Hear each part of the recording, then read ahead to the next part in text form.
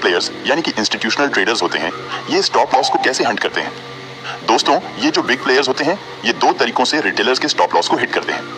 पहले तरीका यह है कि ये लोग देखते हैं, जैसे मान लीजिए यहाँ पे एक सपोर्ट लेवल है और जब प्राइस दोबारा से इस सपोर्ट लेवल पर आता है तो यहाँ पे बहुत सारे रिटेलर्स बाइंग करने लगते हैं, क्योंकि रिटेलर्स को यही पता होता है कि जब प्राइस अपने सपोर्ट लेवल पर आता है तो उन्हें वहां से बाइंग करनी चाहिए। तो यहाँ से बहुत सारे रिटेलर्स बाइंग कर लेते हैं और वे लोग अपना स्टॉप लॉस इस सपोर्ट लेवल के नीचे रख देते हैं। उसके बाद प्राइस यहाँ से थोड़ा ऊपर जाता है और जब दोबारा से प्राइस इस सपोर्ट लेवल के पास आता है तो बिग प्लेयर्स जो होते हैं वे रिटेलर्स के स्टॉप लॉस को हंट करने के लिए यहाँ से बहुत ज्यादा भारी मात्रा में सेल ऑर्डर प्लेस करते हैं, जिसकी वजह से यहाँ पे एक कैंडल बनती है जो कि इस सपोर्ट लेवल को ब्रेक डाउन कर देती है। अब जैसे ही ये कैंडल इस सपोर्ट लेवल को ब्रेक करती है, यहाँ पे लाखों रिटेलर्स सोचने लगते हैं कि यहाँ पे ब्रेक डाउन हुआ है, अब प्राइस यहाँ से डाउन साइड जाएगा।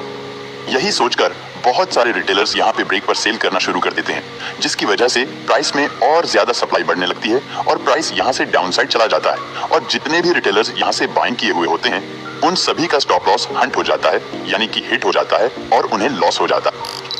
दूसरा तरीका है जिससे इंस्टीट्यूशनल ट्रेडर्स रिटेलर्स के स्टॉप लॉस को हंट करते हैं, वह यह है कि ये इंस्टीट्यूशनल ट्रेडर्स रिटेलर्स को एंट्री कराने के लिए पहले किसी रेजिस्टेंस या सपोर्ट लेवल का ब्रेकआउट या ब्रेकडाउन कराते हैं।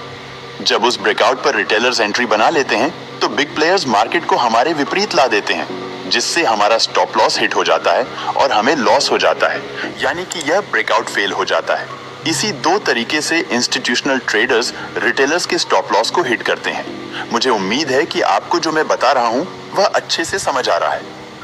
दोस्तों, अगर सब कुछ अच्छे से समझ आ रहा है तो कृपया वीडियो को एक लाइक करके चैनल को सब्सक्राइब जरूर कर लीजिए, ताकि मुझे पता चल सके कि आपको वीडियो इंटरेस्टिंग लग रही है। अब आइए जानते हैं कि ये बिग प्लेयर्स रिटेलर्स के स्टॉप लॉस को क्यों हिट करते हैं। दोस्तों, बिग प्लेयर्स द्वारा रिटेलर्स के स्टॉप लॉस को हिट करने का मुख्य कारण है टू जनरेट लिक्विडिटी। जैसा कि आपको बहुत अच्छे से पता है कि जब हम जैसे रिटेल ट्रेडर्स मार्केट में बाइंग या फिर सेलिंग के ऑन ऑर्डर प्लेस करते हैं तो हमारा ऑर्डर बहुत ही आसानी से फिल हो जाता है, क्योंकि हम बहुत कम क्वांटिटी में ट्रेड करते हैं। लेकिन जो इंस्टीट्यूशनल ट्रेडर्स यानी कि बिग प्लेयर्स होते हैं वो बहुत हैवी क्वांटिटी में ट्रेड करते हैं, जिसकी वजह से वो हर जगह अपने ऑर्डर प्लेस नहीं कर सकते हैं, क्योंकि उनका ऑर्डर्स हर जगह पर फिल नहीं हो पाएगा। इसीलिए बिग प्लेयर्स एंट्री बनाने के लिए पहले लिक्विडिटी जनरेट करते हैं। लिक्विडिटी जनरेट करने के लिए ये फेक ब्रेकआउट या ब्रेकडाउन कराते हैं। अगर हम उदाहरण से समझें तो मान लीजिए कि यहाँ पर एक रेजिस्टेंस लेवल है और प्राइस इस रेजिस्टेंस लेवल के पास गया हुआ है। अब अगर बिग प्लेयर्स यहाँ से भारी मात्रा में सेल ऑन ऑर्डर प्लेस कर देंगे तो उनका इतना बड़ा ऑन ऑर्डर फिल नहीं होगा, क्योंकि इस रेजिस्टेंस पर सभी लोग सेल ही कर रहे होंगे और यहाँ पर बाइंग करने वाले बिल्कुल ना के बराबर होंगे। तो जब यहाँ पर बाइंग करने वाले ज्यादा नहीं होंगे तो बिग प्लेयर्स यहाँ पर सेल कैसे करेंगे, क्योंकि हम बाइंग तभी कर सकते हैं जब कोई सेल करता है और हम सेल तभी कर सकते हैं जब कोई बाइंग करने वाला होता है। तो यहाँ पर बाइंग करने वाले बिल्कुल ना के बराबर हैं, तो बिग प्लेयर्स यहाँ पर अपना भारी मात्रा में सेल ऑन ऑर्डर प्लेस नहीं कर सकते हैं। इसलिए बिग प्लेयर्स यहाँ पर लिक्विडिटी जनरेट करने के लिए पहले यहाँ पर इस रेजिस्टेंस लेवल का ब्रेकआउट कराते हैं। अब जैसे ही प्राइस इस रेजिस्टेंस लेवल को यहाँ पर ब्रेक करता है, यहाँ पर बहुत सारे रिटेलर्स बाइंग करने लगते हैं, जिसकी वजह से यहाँ पर बाइंग साइड बहुत ज्यादा लिक्विडिटी जनरेट हो जाती है, यानी कि अब बिग प्लेयर्स को यहाँ पर बहुत सारे बायर्स मिल जाते हैं।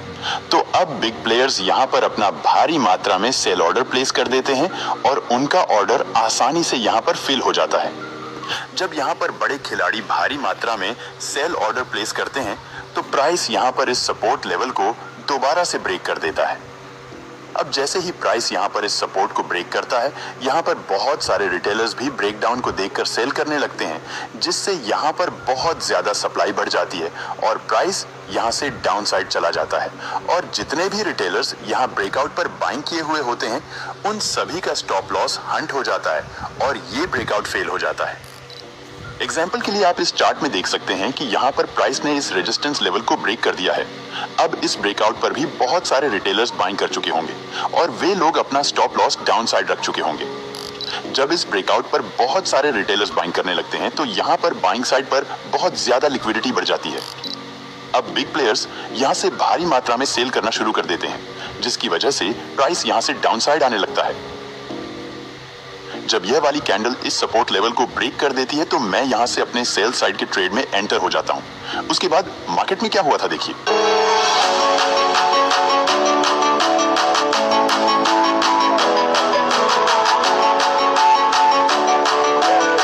तो दोस्तों, जैसा कि आपने देखा कि जब इस ब्रेकआउट पर बहुत सारे रिटेलर्स बाइंग कर लेते हैं तो बिग प्लेयर्स यहां से भारी मात्रा में सेल कर देते हैं।